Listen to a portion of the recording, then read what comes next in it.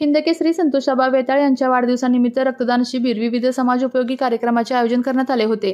संतोषाबा वेताळ हे नेहमीच सामाजिक कार्यात अग्रेसर राहिले असून गरजूंना आर्थिक मदत असो किंवा अनाथ आश्रमातील मुलांना अन्नदान तसेच गरजू रुग्णांना रक्ताची मदत, रक्तदान शिबिरे, आरोग्य शिबिरे, कोरोना काळात केलेली रुग्णांना मदत अशा विविध सामाजिक कार्यातून त्यांनी आपल्या कार्याचा ठसा समाजामध्ये नेहमीच उमटवलेला आहे। संतोषाबा वेताळ हे शंभूराज यांचे कट्टर समर्थक मानले जातात। शंभूराजांनीही त्यांच्या वाढदिवसानिमित्त उपस्थित राहून त्यांना शुभेच्छा व दीर्घायुष्यासाठी आशीर्वाद दिले आहेत। संतोषाबा वेताळ यांना समाजातील विविध मान्यवरांनी प्रत्यक्ष व अप्रत्यक्षरित्या वाढदिवसानिमित्त भरघोस शुभेच्छा दिलेल्या आहेत। वाढदिवसानिमित्त बोलताना शंभूराजे देसाई म्हणाले की संतोषाबा वेताळ हे माझ्याबरोबर राजकारणात बरेच वर्ष सक्रिय आहेत। राजकारणात त्यांचे भविष्य उज्ज्वल असून ईश्वर त्यांना दीर्घ आयुष्य देवो।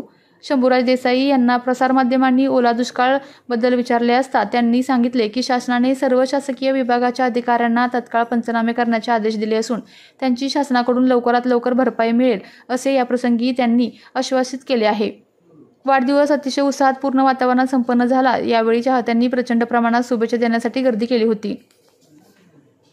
आज आमच्या हिंदकेसरीच्या वाढदिवसानिमित्त आमच्या सुर्ली गावाला भेट दिल्याबद्दल आमच्या सुर्ली गावाच्या वतीनं तुमचा साहेब एका महाराष्ट्र केसरीनंतर आता हिंदकेसरी आपल्या सोबत आहेत, काय आता त्यांच्यावर जबाबदारी असणार? मी आमचे सहकारी हिंदकेसरी पैलवान संतोषाबा वेताळ यांच्या वाढदिवसाच्या कार्यक्रमासाठी या ठिकाणी आलो। त्यांना मी मनापासून शुभेच्छा दिल्या।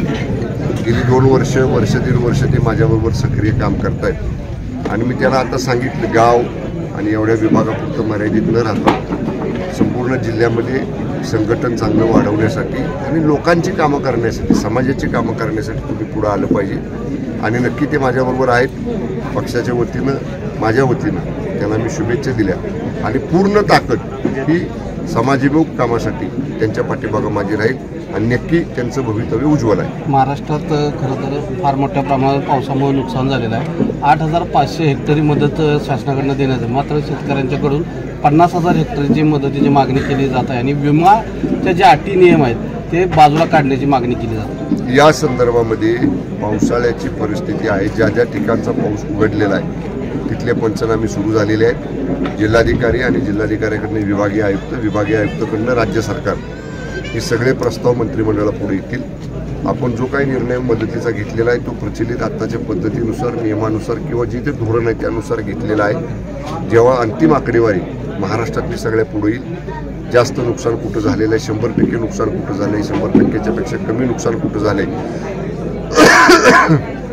ह्या सगळ्या नुकसानीची मान्य मंत्रिमंडळामध्ये चर्चा होईल आणि जरूर शेतकऱ्याच्या पाठीमागे हे सरकार उभं राहील। महाराष्ट्रात तुमच्या नजरेतून अशी एक तुमची पर्यटन विभागाकडून फोटोसाठी एक स्पर्धा सुरू लावूया, यस, तर त्या संदर्भात काय आपण एक नवीन कॉम्पिटिशन, महाराष्ट्रातली पर्यटन स्थळं ही छायाचित्रकार जी आहेत, व्यावसायिक छायाचित्रकार असतील किंवा इतर छायाचित्रकार असतील, त्यांनी ती छायाचित्र वेगवेगळ्या पर्यटन स्थळांची आमच्या MTDC डायरेक्टर टुरिझमकडे द्यायची आहे। त्यातली एक ज्युरी आम्ही तयार केलेली आहे, एक नियामक मंडळ तयार केलेलं आहे, म्हणजे एक्सपर्ट छायाचित्रकारांचं, ते निवड करेल। त्यातलं पहिल्यांदाच करतोय आपण ते, आणि अशी जी 1, 2, 3 नंबरची छायाचित्र येतील त्या छायाचित्रांना वास्ट नॅशनल इंटरनॅशनल लेवलला प्रसिद्धी देऊन ती पर्यटन स्थळं नकाशावर आणण्याचं काम या माध्यमातून आपण करतो। सुरुवात आहे अशाच पद्धतीची अजून एक सुधारित योजना जी चित्रफित, म्हणजे त्याला आपण काय म्हणतो, चित्रफित किंवा क्लिप जशी म्हणतो तशी छोटी 2-2, 3-3 मिनिटाची व्हिडिओ क्लिपसुद्धा त्यात करावी, यासुद्धा सुधारित